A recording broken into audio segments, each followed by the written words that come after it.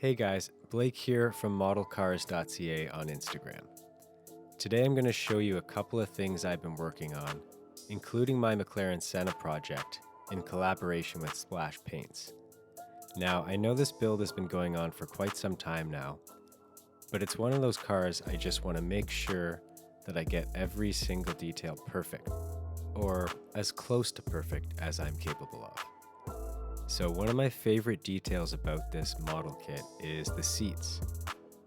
There are so many different parts, individual pieces that go into making up these seats.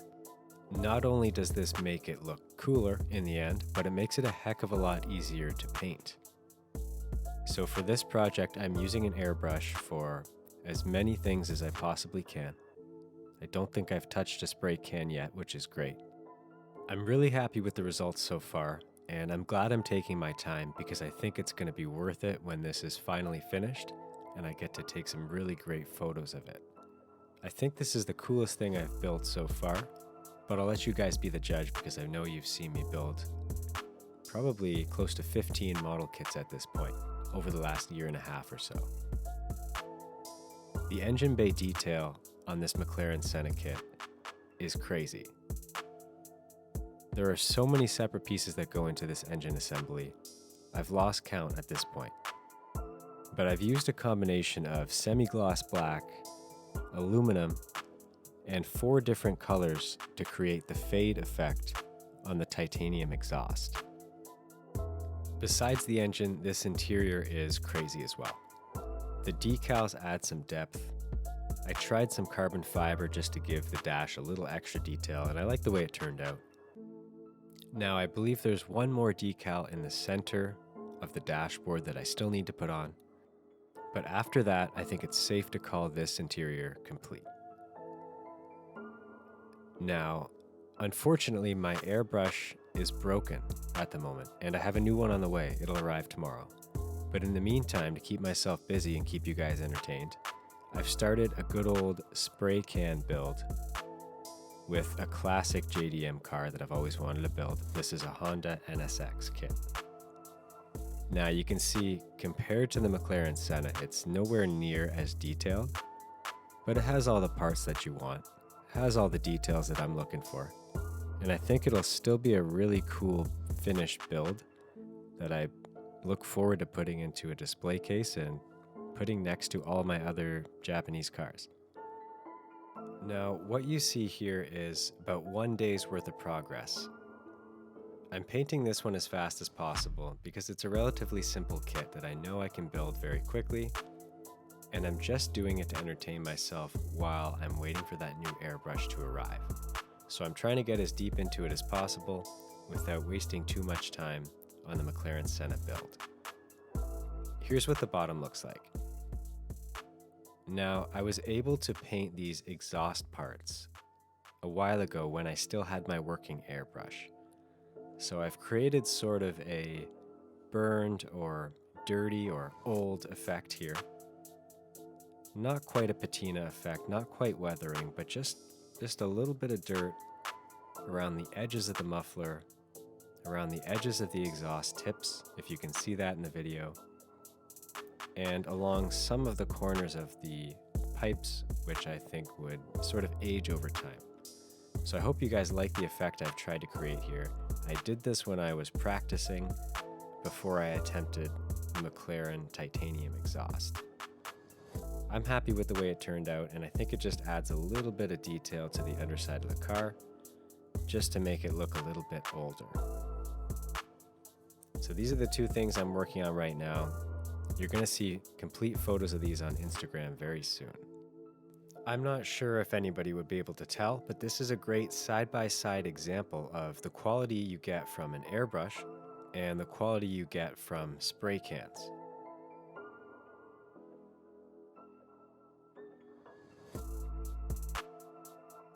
Now, here is something I absolutely can't live without while building model cars. It's the spray work painting stand set. And of course it's called the set because it comes with 2 different stands for different purposes. The body stand and the turntable. So the turntable is used for holding smaller parts, up to 8 at one time, for airbrushing, or I've used it with spray cans as well. And the body stand is great for holding the body of your vehicle if it's a one-piece body while you're spraying your primer, your paint, and your clear coat. So this is a fairly new product I've purchased. That's why it's not very dirty yet. It comes with 4 clips, but if you want to use it to its full potential, you have to buy a set of extra clips to fill in those 4 extra holes. Usually I will buy the alligator clips because then I have a variety of square clips and alligator clips depending on what the small part I'm painting requires or what fits best. So right now I'm using it like this until my alligator clips arrive in the next day or 2, and it works well. I do have 2 of these, so I can paint twice as many parts at the same time. While one set of parts is drying, I'll be using the other turntable, so I can paint twice as fast. Now here's the body stand. This is a spoiler, but I left this body of the GTR Z-Tune that I will be building on Instagram soon, just so you can see how this product works. It holds the body very securely. It's very impressive actually. At no point during the painting process do I feel as if the car is going to fall off.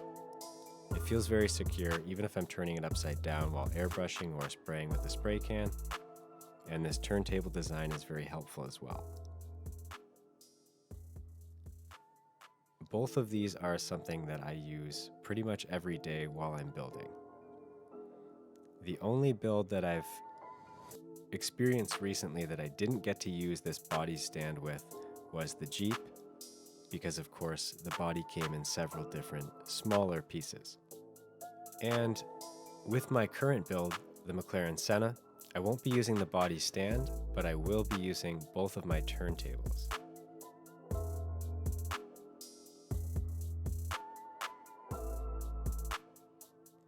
If you're getting curious as to what I'm going to be building next on Instagram, well, I will spoil the surprise for you here.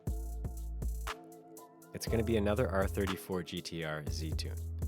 Now, in my opinion, of all the model kits I've built so far, this is the best quality and the coolest. I don't know what it is about this particular kit. It doesn't have an engine, it is a curbside kit, but the amount of detail they've packed into the body and the interior is really impressive.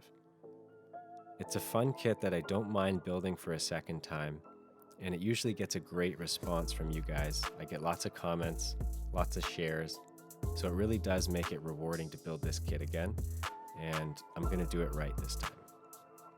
Last time I used light gunmetal TS42 for the body, but this time I'm going to do it properly and paint it just like it appears on the box. So TS17 gloss aluminum is what I'll be spraying for that car. And of course the Honda NSX is something I've wanted to build for a long time now. Finally got around to it. Finally ordered the kit online from Sunward Hobbies. And I'm going to build it to match the GTR. So it will be silver as well, but of course it will have the gloss black roof, just like you see in this photo. So hopefully with any luck, my NSX will look exactly like the silver one we see right here. Silver with a black roof. Of course, I've spoiled the surprise already, but I will be mixing it up with a two-tone interior. Instead of the black and gray, as they show on the box, mine will be, as you saw at the beginning of the video, black and Italian red. The main reason I chose to paint both of these great kits silver is because if you're a beginner or an intermediate builder, a color like gloss aluminum tends to be a very easy one to work with. So because I'm going to be going very in-depth with both of these builds and sharing lots of instructions, step-by-step tips, and behind-the-scenes content, I wanted to make sure I was using a color that would be very easy for anybody to follow along with my build. It doesn't take an advanced skill level to get a great result while using gloss aluminum. It's easy to lay down a nice smooth layer, and it's really easy when you're polishing and wet sanding your clear coat to get a great glossy looking result. Before you've even started the polishing process, usually it looks pretty great already. So I know it's not the most eye-catching color in the world, but I think you guys are going to love these builds.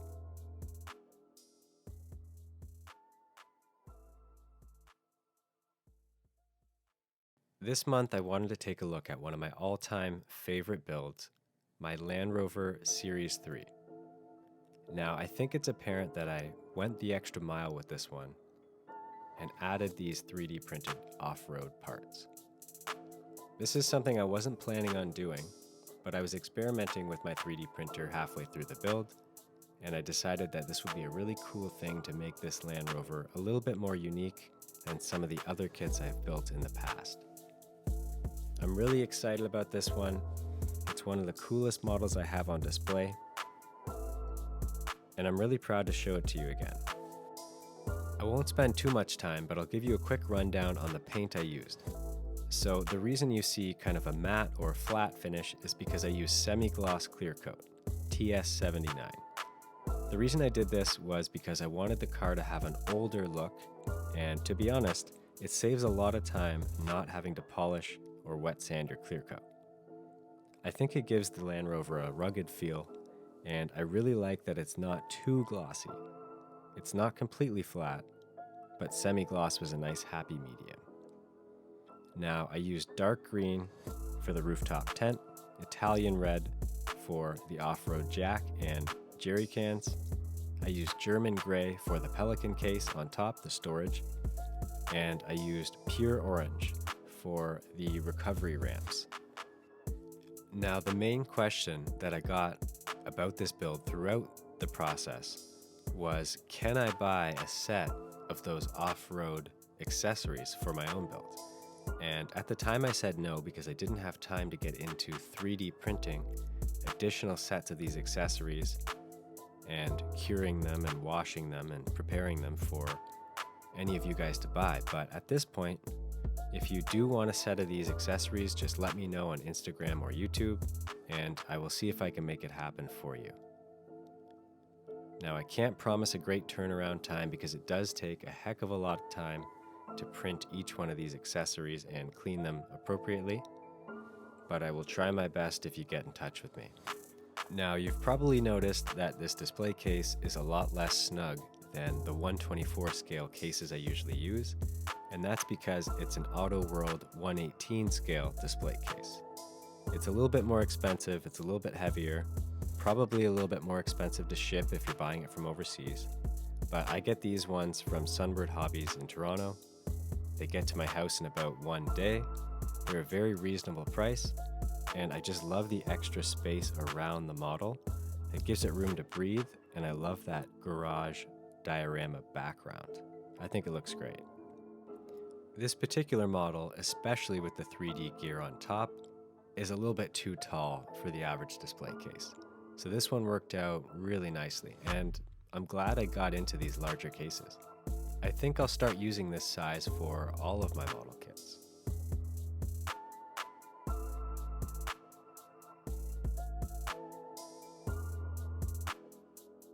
Now, this is by far my favorite portion of this web series. I'm going to show you 5 unique builders that really inspired me to keep going, keep building this week, and kind of challenge me to improve my own skills because they are so skilled. I'll put a link to all of these accounts in the description of this YouTube video, and I strongly recommend you check them out because they are incredible. Take a look at this motorcycle, for example. Now, as you guys know, I usually just build cars on my page and on my YouTube channel, but this one's got me thinking. Really inspired to maybe try out a motorcycle kit, maybe next month, if I can squeeze it into the schedule. Look at the detail in this engine and in this exhaust. Now, of course, this is a larger scale kit than the 1/24 scale kits we're usually talking about on this channel, but nevertheless, the detail is incredible. I'm so happy I got to squeeze this in the web series today because this is one of the most incredible scale modeling photos I think I've seen ever. It's hard to tell that this is a scale model. Just looking at these photos, you could swear it's a real car. Not only is this one of my favorite cars of all time, but this is definitely one of my favorite scale model builds of all time. Just the amount of detail and passion and attention that must have gone into building this car is insane. I consider myself to be a patient person, but I don't think I would have had enough patience to get that dashboard just as beautiful as it is. And these seats too. Looks like a little bit of panel line maybe to accentuate those ridges in the leather. And it just looks so good with those seat belts. Overhead view in the studio against the black background looks incredible. Excellent photography too. Wow, check this account out for sure. And next we got Scale Auto Modeler. Now this one really caught my attention because of the uniqueness of these photo backgrounds. This takes it just to the next level. A great scale model build will always look very realistic, like it could pass as a real car, but with those backgrounds, just takes it to that next step. Perfect little JDM family here. I'm inspired to build all of those kits now. This is what actually made me go out and order that NSX kit online. Something else I really enjoyed too is how this photo uses the instruction manual as almost like a studio background. I think that's really cool.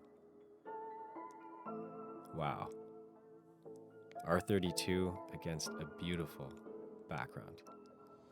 Great photography, great build, great choice of color. Everything about this is so inspiring and so cool. So thank you very much for inspiring me with those photos. Now we got probably the coolest scale modeling account there is. What a cool mini garage diorama this is. I just can't get over how much this looks like a real car. Not only is the build quality and craftsmanship that went into this incredible, but the photography is amazing as well. I think the photography and the diorama, as well as the incredible build, just makes this one of the greatest accounts out there. I hope you guys are already following this one, but if you're not, you're going to want to check out that link in the description of this YouTube video, and you're probably going to like all of these photos and save some of them for future reference, I'm sure. I know I have. This account actually inspired me to hunt down a Garage and Tools diorama from, the one I've got is probably 20 years old. And it's very cool, and I don't have the courage to build it just yet. But looking at photos like this really makes me want to get into it. So someday, again, thank you so much for the inspiration. I appreciate it.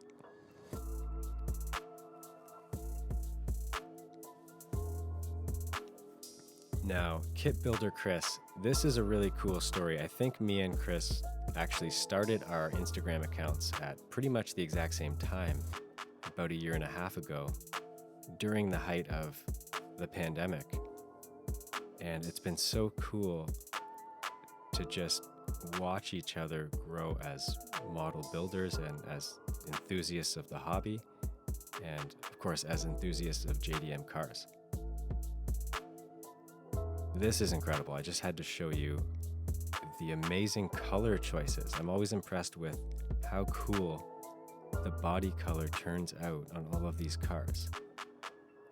I think most people would have just gone with a gloss white for this build, but this is so much cooler. Now here's another one you just got to see. In the studio against a black background, nice crisp photography, beautiful clean build. Another great kit that I'm going to hunt down and get inspired to build at some point when I have time. Just looking at these photos really makes me want to go build one. You got to see this one too. A lot of model builders are not this versatile. We got great JDM legends, we got great American Muscle, we got it all on this page, and you gotta give Kit Builder Chris a follow. Now, before we get into this last builder, I have to warn you, looking at these photos will either inspire you to get better or inspire you to give up, because none of us will ever be as skilled as Stoke models. Look at that. Look at the detail, the 3D printed parts, the battery, the engine components, the hoses, the wires, the radiator, that beautiful clear coat. Everything about this is incredible. This is by far one of my favorite accounts to take a look at anytime when I need some motivation to practice my skills or get better, learn new things, get outside my comfort zone, and just hope and pray that someday, with enough practice, I will be half as good as this. Wow.